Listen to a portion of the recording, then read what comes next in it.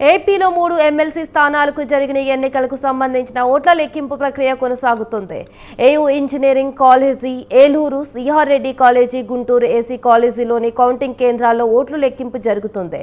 తొలుత postal ballot ఓట్లతో లెక్కించారు.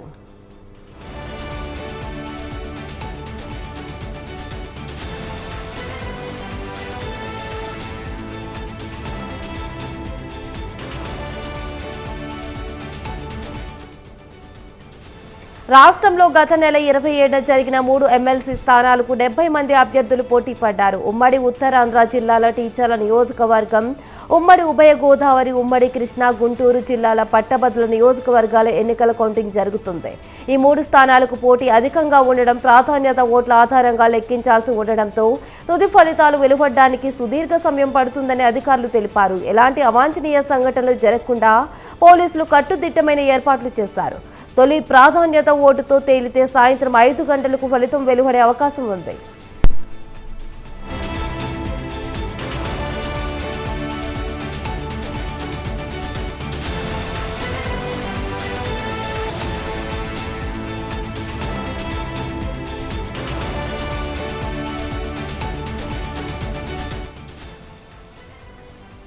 ఏలూరు సిఆర్ఆర్ ఇంజనీరింగ్ కాలేజీలో కొనసాగుతుంది. ఉమ్మడి ఉభయ గోదావరి జిల్లాల గ్రాడ్యుయేట్ ఎమ్మెల్సీ ఎన్నికల కౌంటింగ్ జరుగుతుంది.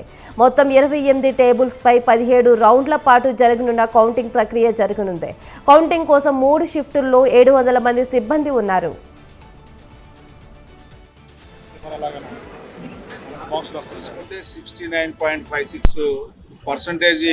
జరిగింది. ప్రతి ఒక్కరూ పండగ సందర్భంగా ఈ ఓటింగ్ ప్రక్రియ కూడా ఎక్కువ జరగడానికి కారణమైంది. ఎందుకంటే ఈ 2 జిల్లాల్లో కోటయ్య స్వామిని చూడటానికి ఆ రోజు పండగ సందర్భంలో అందరూ గ్రామాలకి రావటం, పట్టణాలకి రావటం, ఆ రకంగా ఓటింగ్ పర్సంటేజ్ కూడా పెరగడానికి కారణమైంది. అయితే ఈరోజు నాకు గొప్ప అదృష్టం ఏంటంటే 33 నియోజకవర్గాల్లో ఉన్నటువంటి ఎమ్మెల్యేలు, ఎంపీలు, మంత్రులు, మరి ముఖ్యంగా ముఖ్యమంత్రి గారు, అదేవిధంగా యువ నాయకుడు నారా లోకేష్ గారు నాకు ఓటేసినటువంటి సందర్భం. ఇప్పటి వరకు నేను ఒక నియోజకవర్గానికి పరిమితయ్యో ఆ రకంగా ఓట్లు నాకు నియోజకవర్గ పరిధిలో పడితే ఈరోజు నాకు దక్కినటువంటి గౌరవం మరి ఎవరికి దక్కదని చెప్పి నేను అనుకుంటా ఉన్నా.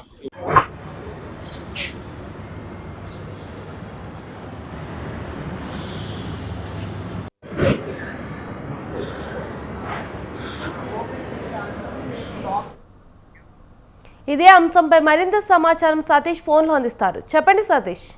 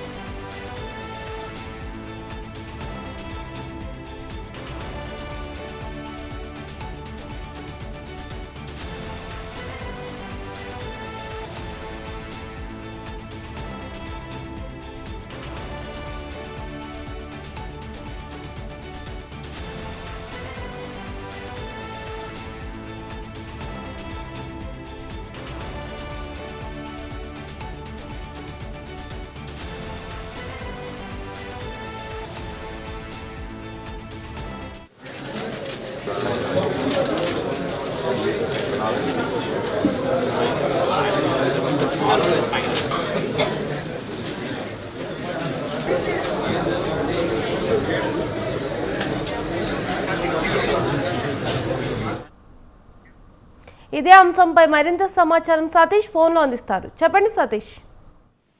కావ్య, ఎమ్మెల్సీ ఎలక్షన్ లో పోస్టల్ బ్యాలెట్ ఓట్ల పోలింగ్ ప్రభుత్వం ఉద్యోగులతో నిర్లక్ష్యం ఉందని చెప్పవచ్చు.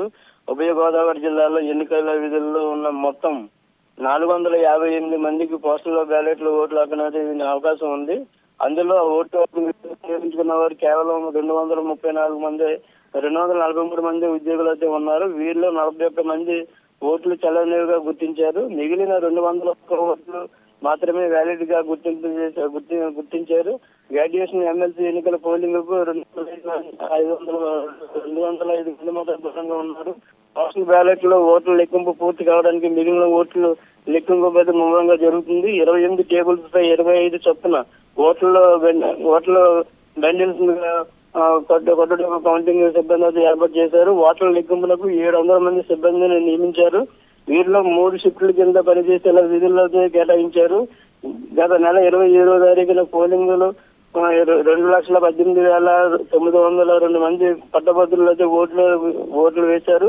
వీటిని లెక్కించడానికి 28 బలలతో ఏర్పాటు చేశారు. 456 పోలింగ్ కేంద్రాల నుంచి వచ్చిన ఓట్లు మొత్తం రౌండ్ లో లెక్కించే ప్రక్రియ అయితే ప్రారంభించారు.